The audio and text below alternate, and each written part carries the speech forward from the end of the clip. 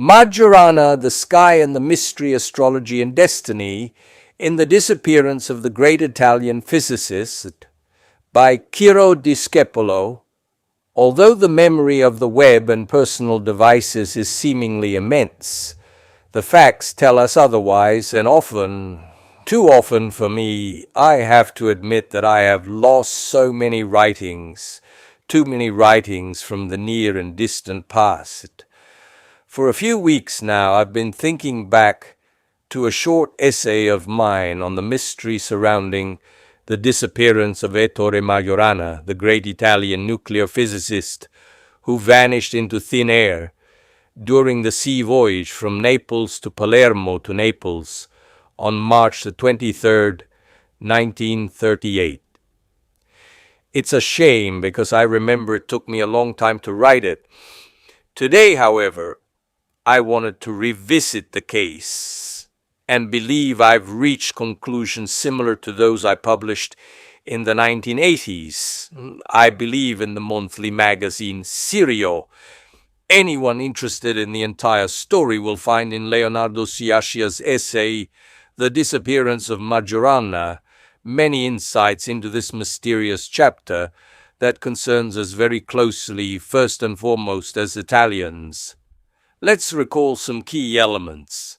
The son and grandson of talented engineers, mathematicians, and physicists, Ettore Majorana was already very adept at mathematics as a child, at the age of 5, and capable of performing even complex calculations in his head. But he was also greatly attracted to literature and particularly admired the works of Luigi Pirandello. He was about to graduate from the University of Rome with a degree in engineering when, in his final year, he decided to continue his studies at the Faculty of Physics, where he graduated with honors in nuclear physics under Enrico Fermi, who later became his most important mentor. He was among the Via Panisperna boys, who formed that group of brilliant men destined to stand out above all for their research on neutrinos, relativity, and nuclear energy. Majorana visited Germany several times as a researcher and never hid his admiration for that country's organization. At the same time, he often expressed appreciation for the German government's anti-Semitic policies. Nothing is officially known about his private life, except that on several occasions he expressed a desire to enter the monastic life. Is there any evidence of this in his birth chart? Let's see, starting with his birth data. He was born on August 5, 1906 in Catania at 8:15 p.m.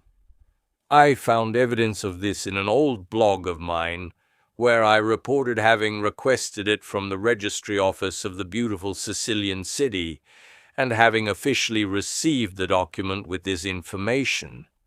He was clearly a balanced Leo and very mild-mannered, also by virtue of Saturn, in close proximity to his Pisces ascendant and the Moon-Neptune sesquiquadrate.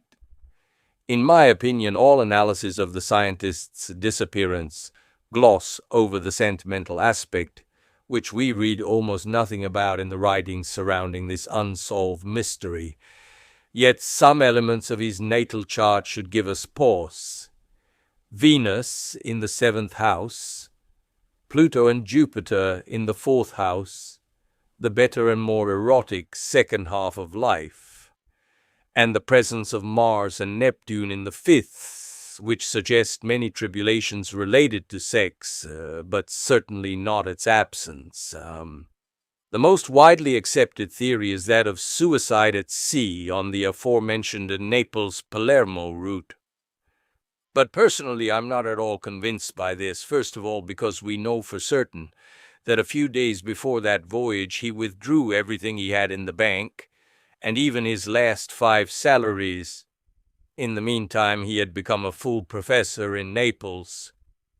Secondly, I'm not convinced, despite the fact that he wrote suicidal messages to some colleagues, because, as I just said, If that were the case, he would not have experienced some important parts of his radix chart, those related to love and sex. If we then look at his solar return from the summer before his death, drawn for Naples or Catania, not only do we find no traces of suicide, Neptune conjunct the SR ascendant is too weak, but we see instead a SR ascendant in the 7th house, a Venus in the 10th, an emancipation, and a Jupiter in the 5th, sex, albeit with Saturn in the 7th, which was probably the price he had to pay for it. It's also worth noting that at that time Uranus was transiting in trine to his radix descendant. Interesting, I believe, in trying to understand what happened to the great scientist is also to observe the two LRs close to his departure. The one from Naples on March 1st, 1938, and the one from Palermo, or Naples or Rome again, on March 28th, 1938. The first of the two skies was truly suicidal.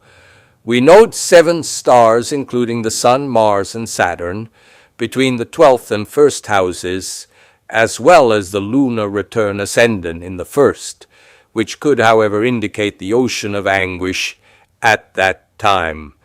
However, as I just wrote, the SR wasn't terrible, and there's also the objective fact that he withdrew all the cash he had from the bank.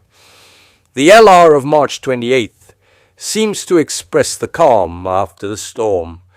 We find Venus in the 8th house, which could mean acted out sex, an ascendant in the 7th, and also the very close Sun-Saturn conjunction, exactly on the cusp between the 7th and 8th houses, Jupiter in the 6th, Pluto in the 11th, and Mars and Uranus in the 9th, also make me think that things might have happened this way.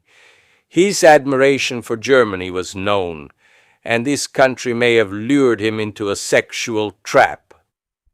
The stars seem to speak in this direction, and this is also the second dominant hypothesis in the Majorana mystery. He went to work in Germany on the atomic bomb project, and immediately after the war, fled to Argentina. A photo of a man who closely resembles him was taken many years later in Argentina. His relocation to Berlin shows Mercury in the descendant, which isn't a huge amount, but the one for Argentina, especially western Argentina around Cordoba, I'd say is quite eloquent. Neptune in the descendant, Venus close to the midheaven, and Uranus near the ascendant. These aren't valid proof parameters to hold up, possibly in a court of law, but it seems to me that this narrative, or possible narrative, is much more than the sum of simple suggestions.